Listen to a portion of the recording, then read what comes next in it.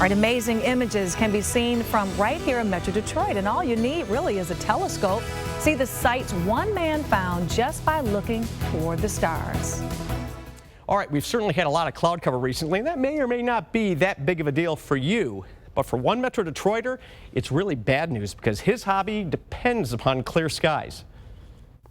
Look up on any clear night and there's so much to see, but so much out there that most of us can't see. If you think that what you're seeing here came from the Hubble Space Telescope, you're wrong.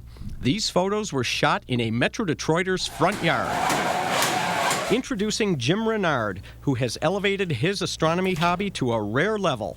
Jim's fascination with the heavens began at age 9. I took my first look through a telescope with my grandfather and my dad. And the first view I got was Saturn, and I was hooked ever since. He started getting serious in the mid-90s, but there was too much light pollution where he lived in Redford, so he started looking for a better nighttime spot, and he found one in Milford. What's neat about this observing site here is the seeing, what we call seeing. The stars don't twinkle out here. You'll notice that in a little while, which means the atmosphere is very stable. So Jim ordered the parts and built his own 24-inch diameter telescope along with a pole barn with removable roof. So how does Jim get such amazing images of some of the heaven's most beautiful objects? By layering. You see, imaging faint objects like this requires long exposure time. Back in the old days, it had to be continuous exposure time directly onto film. Today, using what's called CCD technology, Jim grabs long exposures on multiple occasions and layers the images together. I would say most of the stuff I photograph, depending upon the object, is anywhere from 10 hours to 30 hours on one object. So sometimes this is done a period of over years. This image here took 22 hours of total exposure time over a 3-year period to create.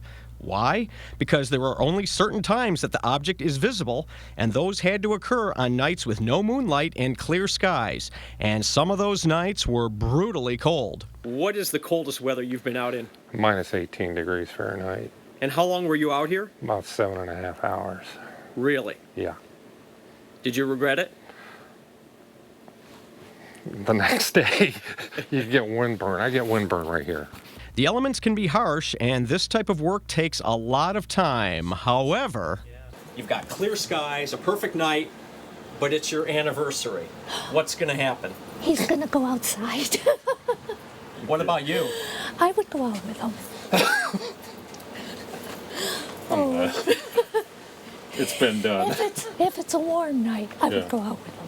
And when you get to see what Jim sees, your entire perspective of the universe changes. Most people don't understand that we're not the only galaxy.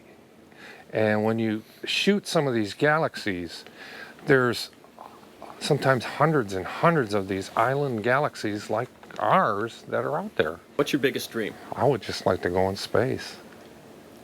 And the reason why is I'd like to look back at the Earth and see how fragile we really are.